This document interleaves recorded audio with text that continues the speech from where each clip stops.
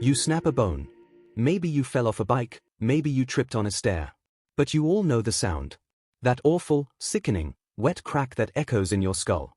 You panic, you go to the hospital, they wrap your limb in a heavy plaster cast, and the doctor smiles and says, "All fixed." But here is the terrifying, slightly beautiful truth. That doctor didn't fix a single thing. Not one. In fact, what is happening inside your cast right now, deep in the dark, bruised flesh of your arm, is a microscopic bloodbath, a hostile takeover, and a bizarre feat of biological alchemy that modern medical science still cannot fully replicate. For centuries, humanity has thought of the human skeleton like architectural scaffolding. We treat it like the wooden framing of a house. Break a beam, you glue it back together. Break a bone, you splint it and wait. The ancient Egyptians used stiff reeds and linen to bind fractures. In medieval Europe, bone setters, who were often just the local blacksmiths, would yank your limbs straight, wrap them in animal fat and egg whites, and hope for the best. Even today, in ultramodern hospitals, orthopedic surgeons drill in titanium plates, screws, and metal rods like they are assembling a piece of living, bleeding IKEA furniture. We have this persistent, stubborn illusion that bones are like dead, rigid stones. We think of skeletons as Halloween decorations, dry, dusty, and lifeless. But your bones are not stones. They are hungry, breathing, highly aggressive living tissues. They have their own blood supply, their own nervous system, and a terrifyingly efficient protocol for when things go wrong. When a bone snaps in half, it doesn't just passively wait around to be glued by a guy with a medical degree. It triggers a violent biological explosion.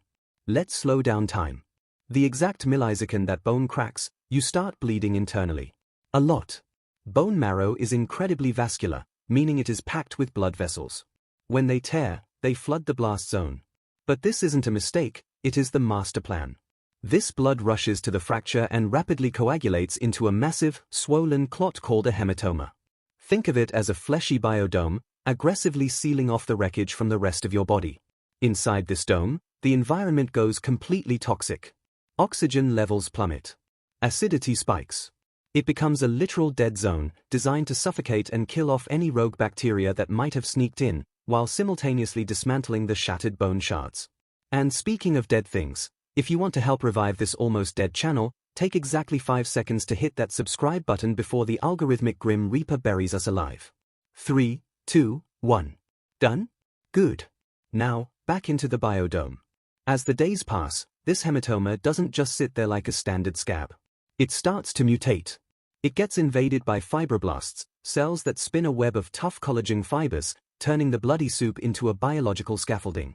Then, chondroblasts arrive. These are specialized cells that start pumping out cartilage, identical to the squishy stuff inside your nose and ears. They bridge the jagged, terrifying gap of your broken limb with a rubbery, alien-like substance called a soft callus. So, for a few weeks, while you are signing your cast and complaining about the itch, you are secretly walking around with a temporary, squishy rubber bone. If you took the cast off now and tried to use it, your arm would literally bend in the middle like a wet noodle. But how does a squishy rubber bridge turn back into a rock-hard skeleton? This is where the story turns into a microscopic horror movie. Enter the bone eaters and the bone builders.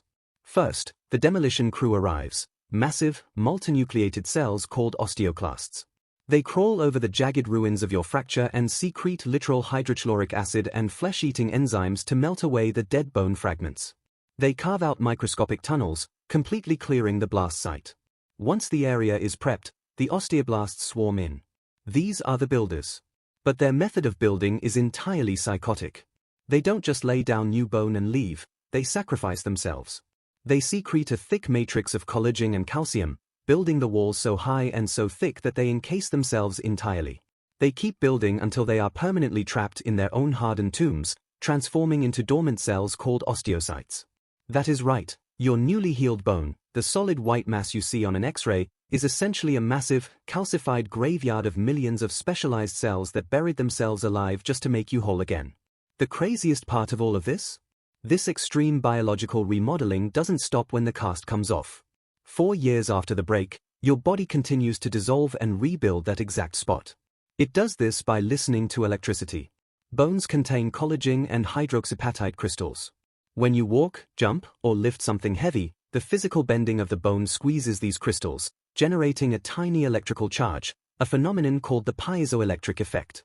The bone-building cells sense this electricity. They know exactly where the bone is bending, where it is weak, and where it needs reinforcement. It is guided by a medical principle called Wolff's law, which states that your skeleton literally reshapes itself based on the mechanical stress you put on it. So that healed fracture?